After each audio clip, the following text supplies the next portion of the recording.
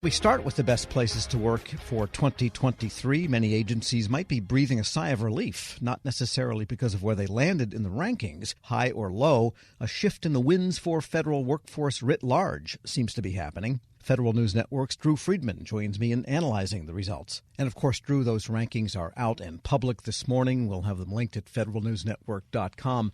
But aside from the rankings, 1 through 500, if you're a small agency, the Partnership for Public Service, which puts this all together, they also measure a lot of characteristics for the federal workforce itself, particularly engagement and satisfaction. Review how that looked for us. This is actually the first time in the last 4 years that the overall score or index that the partnership measures for engagement and satisfaction has actually gone up. For the last couple of years, it's been trending downward, and last year the partnership even called it a warning signal for agency leaders, this trend in the wrong direction for the federal workforce. But now we're seeing things lift back up, and I think the tides are turning a little bit, at least in terms of what the partnership is seeing in their data. A lot of that is from the Federal Employee Viewpoint Survey. The overall score was 65.7 out of 100, which is a 2.3-point increase since last year's rankings. And that's not really a measurement of, how happy federal employees are. It's more like how are federal employees viewing their agencies and their satisfaction in their jobs, looking at questions like how likely am I to recommend my agency as a good place to work? How much satisfaction do I get out of my job? Definitely a positive shift this year. Right. Max Steyer also says it's not about happy employees. I think it sort of is about happy employees. But yes, satisfaction and engagement at 65, 66 index, I think is not bad for a workforce of 2 million. The question is what is driving higher engagement and satisfaction? So it's hard to point to one single cause to this sort of tone shift, I'll call it. And it probably depends a lot on the agency. So, maybe there's changes in leadership or changes in some of the supervisors. But I think one thing where there is a kind of theme or commonality between different agencies is telework and return to office. So the partnership in some of their data analysis said that employees who telework full-time have the highest scores in best places to work. Those who work at headquarters offices or field offices have slightly lower engagement and satisfaction scores. I think that's kind of on par with what we've seen in a lot of surveys and a lot of findings on federal employees. If it's true that this is all about the performance and the health of the organization and not individual happiness, then the justification for whatever return-to-work policies that it is promulgating, the administration, and that is based on what is best for the health of the workplace, looks like they've already got it with the way teleworking is going on now. That's right. It'll be even more interesting to see how this plays out next year, too.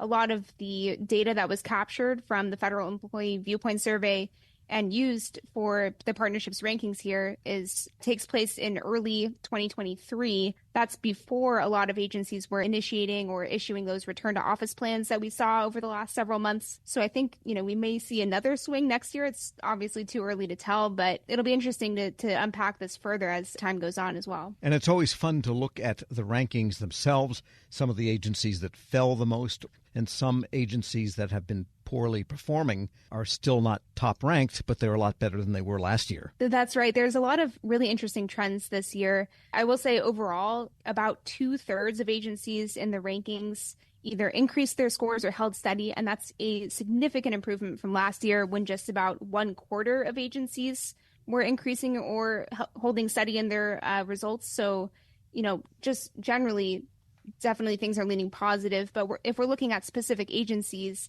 I would say one to point out is the Department of Homeland Security. They're the most improved large agency this year. Their score going from about 55 up to 61.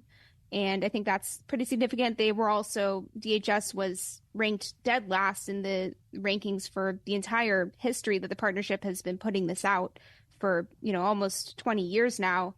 And just last year and now continuing this year, they have actually moved slightly up from the bottom in the rankings. The Social Security Administration is now in the last place for large agencies. Right, and Social Security dropped a portion of a point. And given the base size of the samples that do the FEV surveys, small numbers are actually statistically significant in this particular study. Also, the Department of Justice, which was up by almost 2 points, it's still 16th out of 17th in all of the large agencies. The Bureau of Prisons, the worst performing agency, did rise. It went from a 35.5 score to 38.1 index.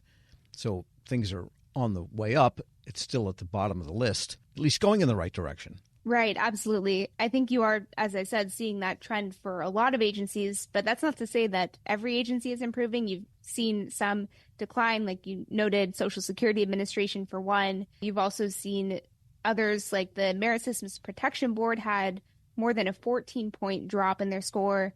National Science Foundation dropped pretty significantly as well this year. The Department of State and USAID both saw declines for the second year in a row in their scores.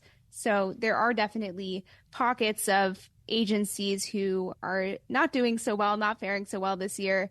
And I think those are the ones who are going to have to be paying close attention to the results. Well, it's also important to point out that for the very tiny agencies, it just takes a smaller physical number of people to change their score to bring the whole thing down. In a large agency, you need more people to be able to change the score. So a significant shift in a large agency is probably in some way a bigger cause for concern than in a small agency. It could be 6 people that spoil the score, where it could be 6,000 that change the score in a large agency. Yeah, I think that's absolutely right. And, it may also depend on different components. If you look at the Department of Health and Human Services, for example, they're ranked number 2. They've held on to that number 2 spot for a long time, but maybe there's different shifts within some of the smaller components.